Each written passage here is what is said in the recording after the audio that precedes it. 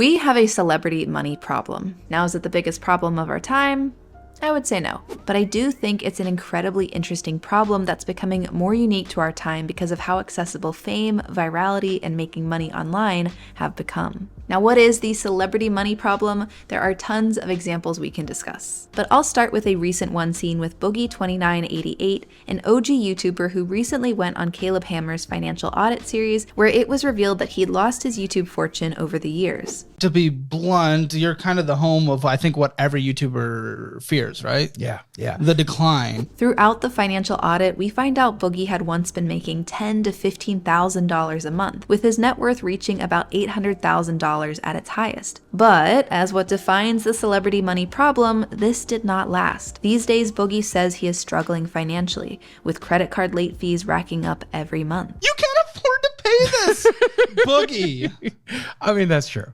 That's true. This downward spiral from immense and quick wealth to living paycheck to paycheck isn't a unique story. If anything, it's the trope of the century, from celebrities to athletes to lottery winners, and now more than ever to influencers. People are getting rich and losing it just as fast. So what is actually going on with this celebrity money problem? And more importantly, what can we learn from it? I want to talk about all that and more, and stay tuned to see which celebrities I think are on the path of the celebrity money problem, and which ones I think are gonna kind of stay rich forever. If you're new here, I'm Cara, and I make videos on the intersection of money, media, and intentional living. I love making video essays on personal finance meets pop culture, so if that sounds like something you might like, you might also like my video essay on influencers don't care if you go broke, which you can check out after this video. And influencers are just part of this equation that I want to talk about with the celebrity money problem, because as most people know these days, influencers can make bank. I'm not just talking the big stars like Logan Paul and Mr. Beast. There are so many content creators who have built creative businesses off of their work, from using their platforms to publish a book, to funneling their audience into a coaching business or even an in-person business. And for those influencers who avoid the celebrity money problem, this can be the path to financial freedom. Side note, for those who are content creators / creative business owners, learning new skills and ways to manage and grow your business is incredibly important. I personally am trying to constantly improve and upskill wherever I can. Which brings me to today's sponsor, Skillshare. For those who don't know, Skillshare is the largest online learning community for creatives. There are thousands of classes led by industry pros across film, illustration,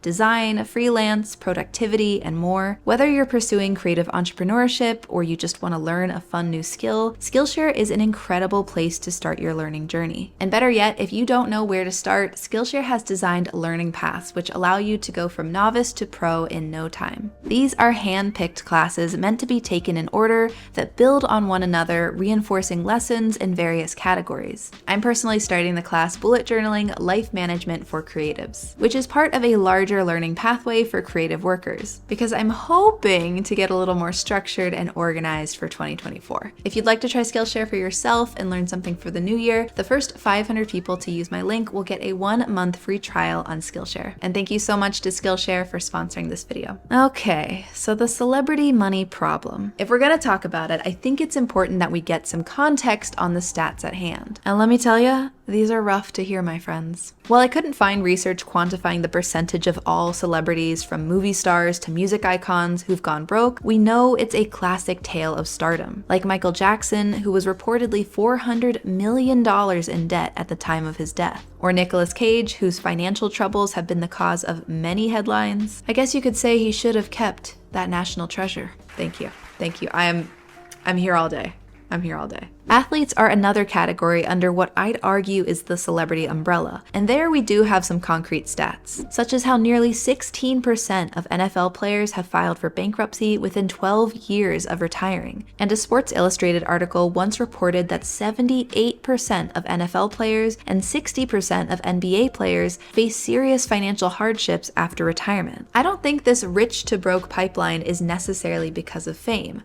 At least not completely. I think it's a result of money coming fast and furiously at someone. Because we see this exact same trend with lottery winners. We all know the trope of the lottery winner who quickly burns through their money the second they get it. But what's crazy is how often this actually happens. This number blew my mind, but according to USA Today's article on the topic, quote, nearly 1/3 of lottery winners eventually go bankrupt within 3 to 5 years. Nearly 1 out of 3.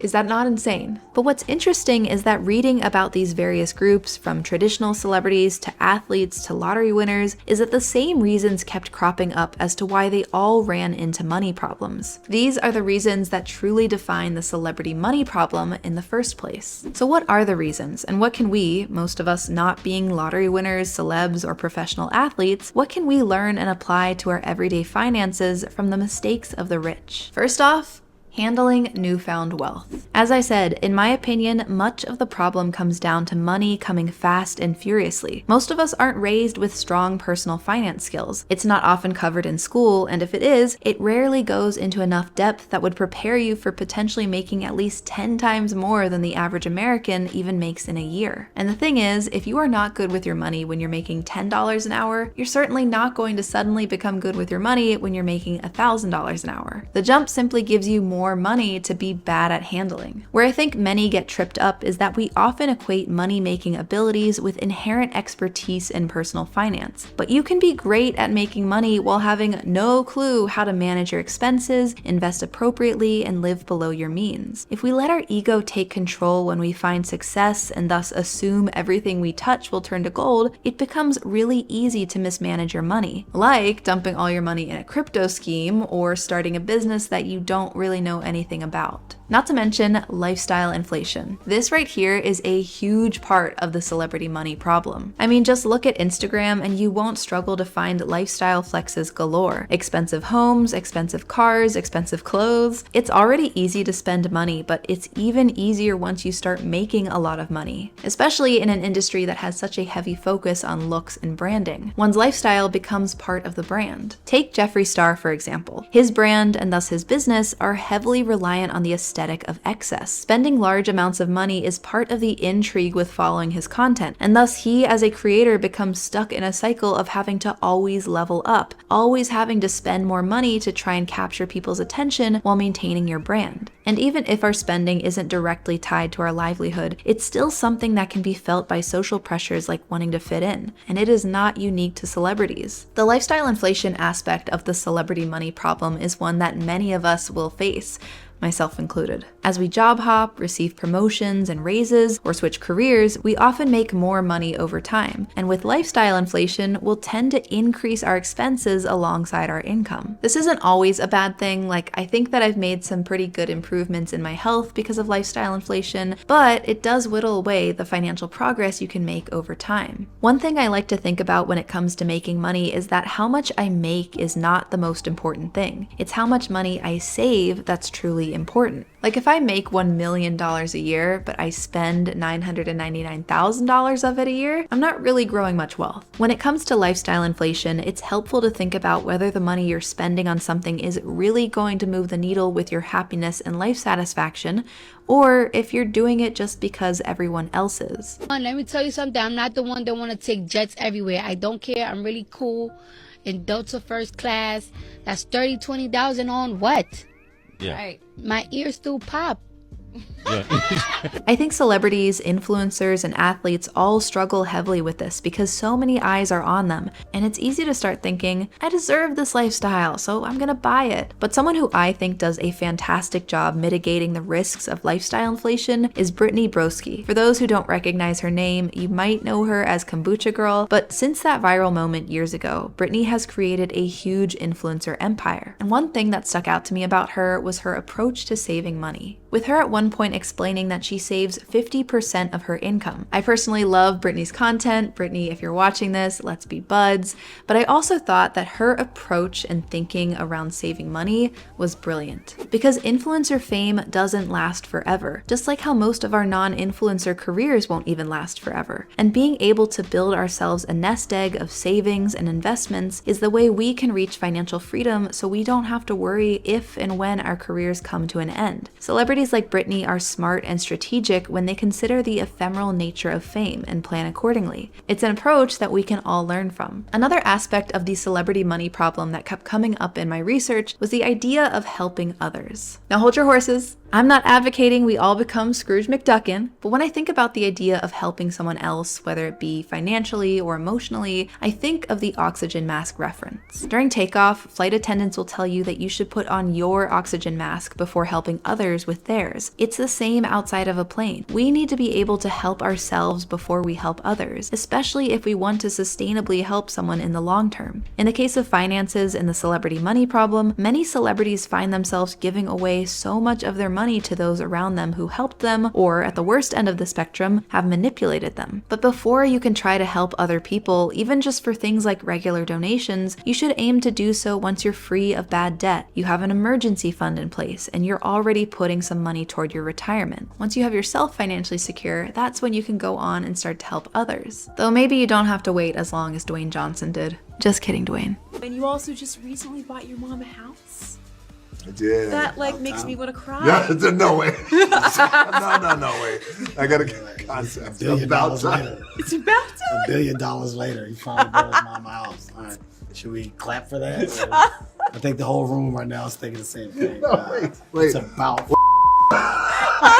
And finally, the celebrity money problem notoriously faces the issue of not knowing where your money is going. This is one of a two-part problem, one that's tied into lifestyle inflation in that people may not keep track of what they're spending, especially as they make even more money. Cardi B, though, who we saw earlier, is someone who seemingly does a great job keeping tabs on her expenses. I get a budget of everything that's being spent in my house. And I'm seeing like, damn, the groceries are being really expensive. But are you really looking? Yes! Not everyone budgets and tracks their expenses regularly, but this can be a crucial part of not only building wealth, but also making sure you keep it. And yes, it can be intimidating to review your expenses. I know that I don't always do it. I kind of avoid it, especially if I feel like I've spent a lot in the past month, but that avoidance strategy isn't helpful at all. If anything, it just keeps me in the dark and makes it harder for me to get a handle on my finances. Bro. Oh, hell no.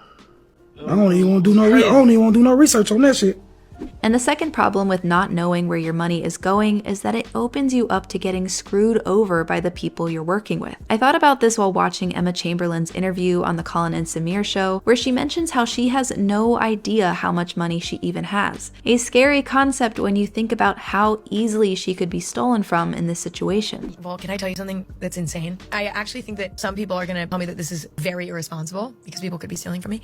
I have an infrastructure in place in my life with a lot of checks and balances that allows me to never check my bank account. I have no idea how much money I have. And this isn't a baseless fear. Countless celebrities have had problems with their team stealing money from them. And the problem is often traced back to not having good visibility into and oversight of the financial decisions being made on your behalf. Even if we aren't a celebrity, we should feel empowered to ask questions, do our own research, and set boundaries with our financial advisors or the people around us who guide us. Because when we don't do this, we put ourselves at risk of being taken advantage of and becoming yet another stat in the celebrity money problem. But what do you think? Do you do any of these mistakes of the celebrity money problem, or do you think that I missed any? Let me know your thoughts in the comments down below and what other topics you'd like to see me cover. Thank you so much to my patrons on Patreon who support this channel and those who donate on Buy Me a Coffee. I really, really appreciate all of your guys' support. Thank you also for watching, and I will see you next time. Bye!